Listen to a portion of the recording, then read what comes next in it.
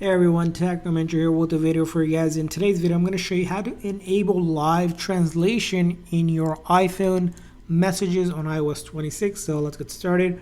First thing is you're going to go into your setting and go to General, Software Update, and make sure you're update to on iOS 26 if you're already not.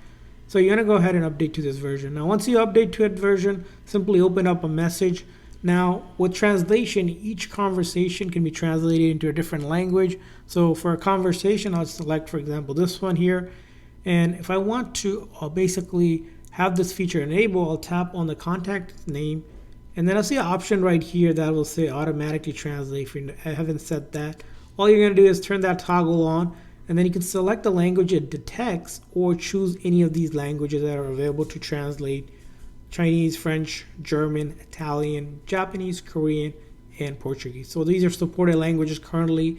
There might be more support in the future, but you just select whatever you wanted to, for example, change to, and then go back and it will translate from that language with that selected.